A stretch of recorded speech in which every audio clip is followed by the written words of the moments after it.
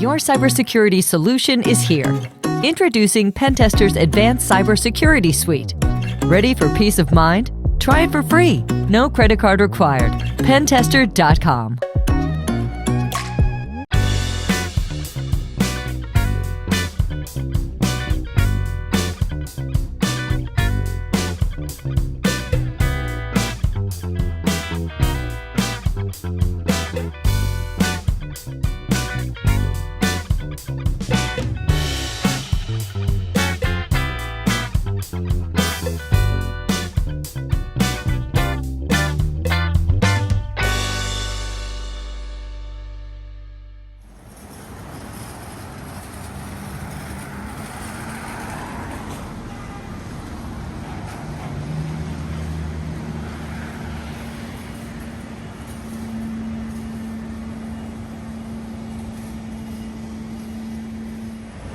Hello everyone, here we are on Jamaica Avenue. In the early 1980s, this right here location was called the Shamrock Bar, and unfortunately a famous double homicide took place here.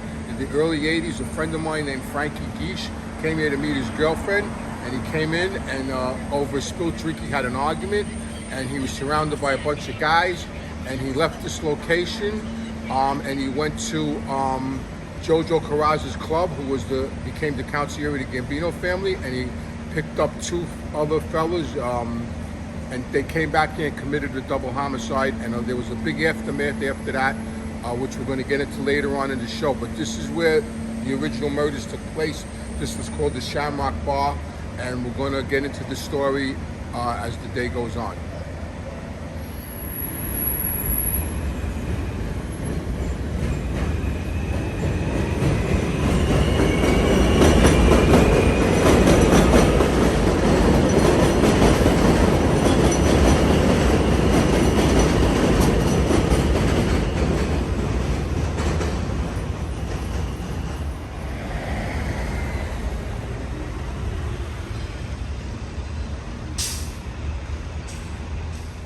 Here we are at the second location of the Shamrock Bar murder story. This is 77th and 101st Avenue. This was Jojo Carrazza and Ronnie One Arm's club. They were made members of the Gambino family. And after Frankie Guiche left the Shamrock Bar after the spilled drink incident, he came to this location because we were all one crew at one time, and we were all friends. And he came to this location, and this fella named Bobby Glasses, who later on became a captain in the Gambino family, and this other fella whose nickname was Ronnie the Jew were in here. This was their hangout, and Frankie Guiche told them what happened, and they left with him and went back to the Shamrock Bar, where the two homicides were committed, where Linda Gotti was one of the people drinking at the bar, and I'll explain her part in it at the next location. But this club was a big mob stronghold. Upstairs was an apartment that Jojo Carrazza would have sit-downs in, that I actually attended sit-downs, and we had card games in here. And this was his club for many, many, many years. And Ronnie One Arm really pretty much ran it for him. So this was another mob stronghold, and where Frankie Guiche came to get Bobby Glasses and Ronnie the Jew to go back to the Shamrock Bar. And they walked in and they blasted the owner and another innocent person.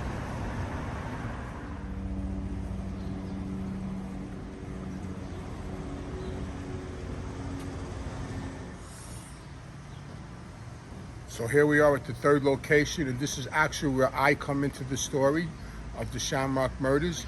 So on that night, I was actually standing out here with my brother Albert, and actually, to be honest, we were out here smoking a joint. It was about 2 o'clock in the morning, and we were out here. It was a hot night, and we were standing out here, just him and I alone, talking, smoking a joint, laughing, and the next thing I know, a car zips across the street and parks, and it's Frankie Guiche. At that point, my brother just happened to walk back in the bar, and Frankie Guiche gets out of the car, and he's like frantic, and he comes up to me and he says, "I got to talk to you." And I said, "What's up?" And he says, me, Bobby the Jew, Bobby Glasses, and Ronnie the Jew just shot two people at the Shamrock Bar. And I said, "You shot two people and you came here? What are you, fucking crazy?" And he went inside the bar, and he had some blood on his wrist, and I cleaned it up, and he told me Linda Gotti was in the bar, and I said, "Oh my God, that wasn't a good thing." And We cleaned him up, and there was a hotel by the Hilton. He needed help. I took him to the hotel by the Hilton. We got him a room, and I left. And the next morning, I called him up, and he was gone. He was gone out of the hotel. And that afternoon, I came back here. This was called the Polish National Hall. For those of you who don't know it, it's in the middle of Ozone Park on 90th Street and 97th Avenue. It was my hangout. This is where we hung out. My father came here to meet us many, many nights. But this was my hangout. My crew hung out here, and it was well known. That's why Frankie Gish came here, because he was on record with us. So we put him up in the Hilton. The next morning he was gone. That afternoon, late afternoon, I'm here at this location with my father, Fat Andy, and Tony Lee. And there was a big mob sit down. John Gotti came. He wasn't the boss at the time. His brother Jeannie came, Johnny Koenig came, and Angelo Quack came, and Pete Gotti came. The five of them to meet Fat Andy and Tony Lee. And I was in here with my friends. We were sitting at a table in the back. They were in the corner. The bar was in here. They were in the corner here in the bar talking, because what happened was Linda Gotti made a statement to the police. She identified Bobby Glasses. So the Gottis were up in arms, because, you know, that was sacrilegious that she spoke to the police. She was a Gotti. And the whole incident was horrendous. Frankie Gish caused the whole incident. 2 people got murdered, innocent people, legitimate people. It was just a bad thing. It wasn't sanctions. It wasn't a mob hit. I mean, it was just a bad situation. So what happened was they were talking in the corner, and they called me over, and my father told me Frankie Gish got to go. The decision was Frankie Gish had to go. So I was fine with that. I said, okay, no problem. So now, to get more into the story, so the reason why I was involved was because Frankie Gish was partners with my brother and myself in the Shylock business. We had $40,000 in the street, $20,000 of Frankie Gish's money and $20,000 of my brother's money and my money. And Frankie Gish was in control of it, and he was Shylocking it. So the idea was they were going to reach out through his family about the Shylock business, and they were going to tell Frankie Gish to meet me by the Lindenwood Diner, which was in front of the old mill, which was considered the hole where a lot of bad things happened. And I was to meet Frankie Gish in front of there, which we're going to go to now, and I'll explain to you what was going to happen at Lindenwood Diner. But this is where the big sit-down took place with Fat Andy, Tony Lee, John Gotti, Angelo Quack, Johnny Koenig, and Pete Gotti was in here, and this is where it was decided that Frankie Gish was going to be murdered after the Shamrock bar murders. Upstairs, there used to be a big catering room upstairs. I had a big New Year's Eve party up there.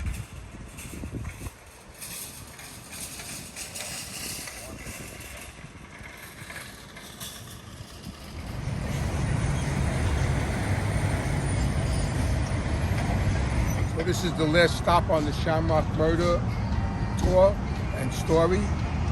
So after the Polish National Hall sit down and it was decided that Frankie Gish was going to be murdered, they reached out to his family to have him meet me here in front of the Lindenwood Diner on a certain day. And I was to get in the car with him, and I was to go around this corner here, Sapphire Street, which is down here, is the hole. And I was going to bring him around the corner, and he was going to be executed in the back of the diner by Jeannie Gotti and Johnny Coniglia. They was back there, and they were going to take him out of my car, and they were going to execute him and dispose of his body. Inside the bar, inside the diner, there were some people in a booth watching my back, to observe what was going on. I was actually standing right in this location, waiting for Frankie Gish to pull up, and a Cadillac pulled up, and Frankie Gish wasn't in it, but his uncle was in it, and his uncle was a wise guy from the Bronx, who Frankie Gish really wasn't with. He was on record with us, but his uncle pulled up, and I got in, and his uncle got me in the car, and I got in the car with his uncle, and the first words out of his uncle's mouth were, "Do you think I'm going to let you guys kill my nephew?" And I told him, "Come on, what are you kidding me? I would never kill your nephew. He's my friend." I said, "We're not here to kill him." She goes, "Well, what do you want?" I said, "He knows what we want. We want our money. Now I'm ad-libbing because I'm here to kill the guy, right? And I'm playing it off like, he's my buddy." So I said, "We want our money." So he goes, "Well," I said, "We got 40,000 in the street. I don't know any of the clients, any of the customers. Frankie, your nephew, took care of the Shylock business. We want our 20,000. So the uncle looked at me and goes, okay, tell your old man and Tony Lee, I'm going to send you $20,000 and forget about my nephew. I'm going to take care of him from now on. You guys don't have to worry about my nephew. And the uncle pulled away. They came out of the diner. Johnny, Knig, and Jeannie came back up the street, came up that way into the parking lot, and I told them what happened, that the uncle came. We went back to the Polish bar. My old man and Tony Lee and everybody was in there. I told them what happened, and I didn't see Frankie Geisha ever again after that. The rest of the story is, in the interim, one of the murder victims' son became a marshal, and he located Frankie Geisha 20-something years later in Florida. They actually arrested Frankie Geisha, but there was people in the bar lied. Ronnie went on, because Bobby Glass had gotten arrested by the state, and people lied. They were intimidated by Ronnie One Arm to lie about what they saw, what they witnessed. So people got acquitted. Frankie Geisha got acquitted. Linda Gotti's statements disappeared miraculously out of the police departments, because we all know there was a lot of corruption back then. And they beat the cases. 30-something years later, Bobby Glass got indicted for the Shamrock murders in a federal RICO. And the people that lied earlier recanted and then finally came forward to tell the truth. I actually testified at that trial also about what I'm telling you on this video. And Bobby Glass eventually was convicted for the Shamrock murders. So that's the story of the Shamrock murders. It was a terrible incident. People lost their lives. People died in jail. It was just a horrible thing that happened, and and that's how the mob dealt with it.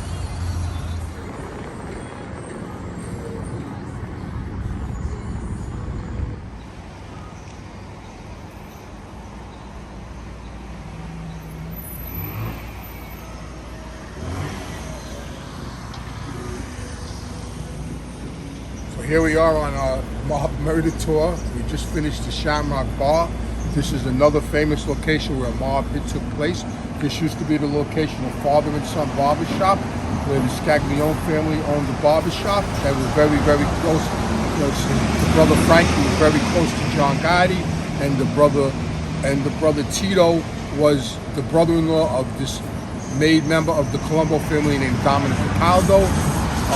In the 80s, Tito, we used to call him Tito the Barber, was in an after-hour club up in City Line, and he had an argument with Frankie Burke, who was the son of Jimmy Burke from Goodfellas. We all know about the Lufthansa heist. Frankie Burke, the son, was actually in on the Lufthansa robbery with his father's crew, Tommy DeSimone and Vinny Sarah and his father Jimmy. Unfortunately, Tito the Barber had an argument with Frankie one night in the after-hour club in City Line, and when Frankie left the facility, Tito executed him in the street, shot him dead in the street. Tito ran away. A couple of weeks later, Tito came back. It's a funny story because Tito came back to the neighborhood, and I was in the flight 116 on 116th Street, because I was very good friends with Tito, with the whole family, and Tito came into the flight. I remember it was a hot summer night, and he had shorts on, and I said to him, "What are you doing here?" He goes, "Oh, my brother-in-law Dominic straightened everything out." I said, "He straightened everything out?" I said, "You clipped Jimmy Burke's son. What do you mean straightened everything out?" He goes, "No, my brother-in-law straightened everything out." Needless to say, a couple of days later, Tito was in here working. He used to take naps, Tito. He was in here taking a nap in one of the barber chairs, and two Lucchese guys, the Lucchese family where Jimmy Burke was associated with through Paulie Vario, came in and they executed Tito in the barbershop, and they killed Tito. So evidently his brother-in-law Dominic Cataldo set him up for the murder, because he came back to the neighborhood because Dominic told him he straightened everything out for him, which was a lie, because Tito was executed in this spot, and it was a tragedy. His brother Frankie, after that, left and moved back to Sicily. His parents lived up here. They had an apartment up here. Tito's parents lived above the barber shop. And that's the story of the death of Frankie Burke. This is where the murder of Tito the Barber took place, right here, by two Lucchese members.